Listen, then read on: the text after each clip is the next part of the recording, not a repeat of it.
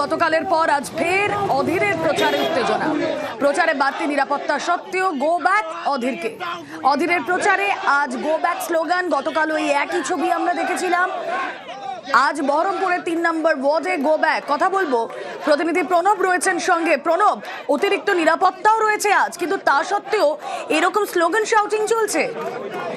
একদম তাই। দেখো, সকালবেলা থেকেই দেখা গেছে অধীর চৌধুরীর যে পূর্ব নির্ধারিত অনুষ্ঠান ছিল নির্বাচনী, তোমার বিভিন্ন এলাকা দিয়ে পায়ে হেঁটে প্রচার করছেন। আজকে কিন্তু পর্যাপ্ত পরিমাণে গতকালের যে ঘটনা, সেই ঘটনা যাতে পুনরাবৃত্তি না হয় সেই কারণে আজকে বহরমপুর থানার পুলিশ এবং কেন্দ্রীয় বাহিনী জওয়ানরাও ছিল এবং সেখানে প্রচার চলছিল। সেই সময় কিন্তু তৃণমূল কর্মীরা তাকে দেখে তোমার গো ব্যাক স্লোগান দেয় এবং উত্তেজনা পরিবেশ সৃষ্টি হয়। যদিও বিশাল পরিমাণ পুলিশ বাহিনী ছিল, তো কোনো অপ্রীতিকর ঘটনা ঘটেনি। তবে অধীর চৌধুরী মিছিল যে পথ দিয়ে যাচ্ছে সেখানেও তৃণমূল কর্মীরা তোমার প্রচার করছে এবং অধীর চৌধুরীকে দেখে কিন্তু গো ব্যাক স্লোগান দেয়। এবং তৃণমূল কর্মীদের দাবি, যেহেতু তোমার তারা প্রতিটা ওয়ার্ডে সকাল থেকেই আর কি বিভিন্ন জায়গাতে প্রচার চালাচ্ছে, সেই সময় অধীর চৌধুরীকে দেখতে পেয়ে তারা গো ব্যাক স্লোগান দিচ্ছে। যেহেতু তোমার অধীর চৌধুরী করোনার সময় থাকে না, ভোটের সময় রাস্তায় নামে, এই দিয়ে কিন্তু তারা গো ব্যাক স্লোগান দিতে শুরু করে। তবে কোনো অপ্রীতিকর ঘটনা ঘটেনি। প্রচুর পরিমাণে পুলিশ মোতায়েন থাকায় কিন্তু অধীর চৌধুরীর মিছিল পাশ দিয়ে বেরিয়ে যায়।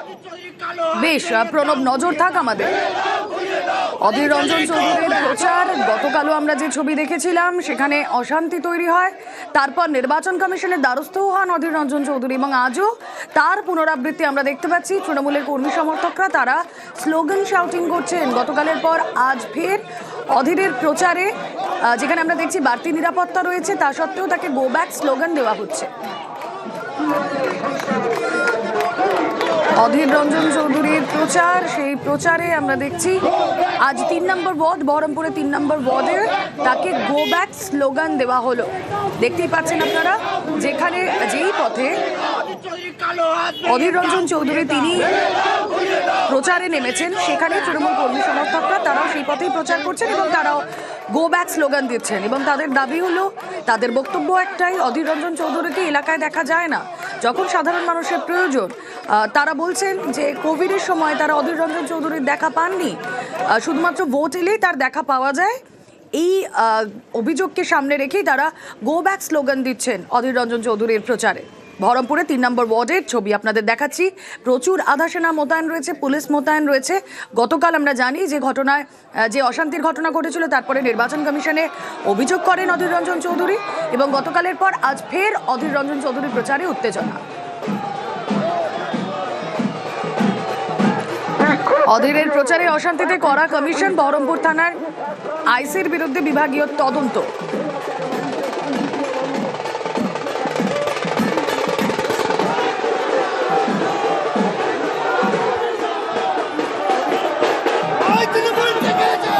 আবারও আপনাদের দেখাচ্ছি সেই ছবি।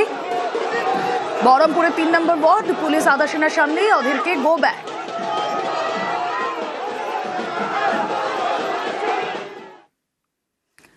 আর যে কথা আপনাদের বলছিলাম, অধীর রঞ্জন চৌধুরীর প্রচারে অশান্তিতে কড়া কমিশন। বহরমপুর থানার আইসির বিরুদ্ধে বিভাগীয় তদন্ত, 4 তৃণমূল কর্মীর বিরুদ্ধেও আইনি পদক্ষেপ। বহরমপুরে প্রচারে মুখোমুখি কংগ্রেস এবং তৃণমূল। বহরমপুরের বটতলায় দুপক্ষের হাতাহাতি।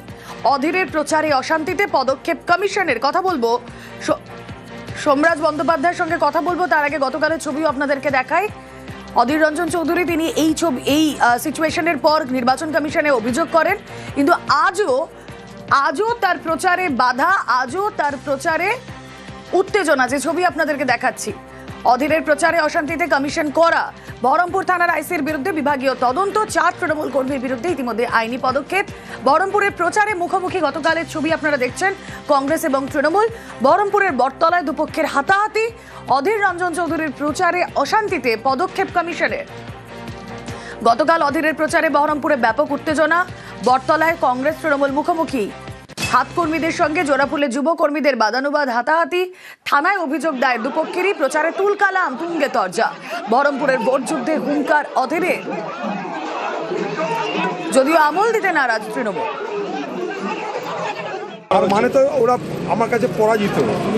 আর এবার আবারও বলে দিচ্ছি, পিছিয়ে যাবো এবার একদম। আর তৃণমূল যদি রক্তের পিছায় তো রক্তারক্তি হবে। তৃণমূল যদি মনে করে রক্তারক্তি করতে চায় তো রক্তারক্তি হবে, এবার হুঁশিয়ার করে দিলাম। অধীর মাস্তান না, এটা প্রমাণ আগেও করিয়ে দিয়েছি, এই ওয়ার্ডে করিয়ে দিয়েছি। রবীন্দ্রনাথ আর আমি প্রতিটা জায়গায় ওর গোটা জেলা থেকে প্রচার করতে বলুন। বহরমপুরের লোক নিয়ে ও কত বড় মাস্তান, ওকে বলুন যে উত্তরাতে আমাদের সঙ্গে লড়ছে। একটা বুথে ও একটা তৃণমূল কংগ্রেস কর্মী থেকে ওর লোক ওর সিকিউরিটি নিয়ে একটা গায়ে হাত দিয়ে দেখাক, তারপর দিন অধীর বেড়াতে পারবে নাকি বলে দিচ্ছে। এখানে বহরমপুরে বেড়াতে দিব না।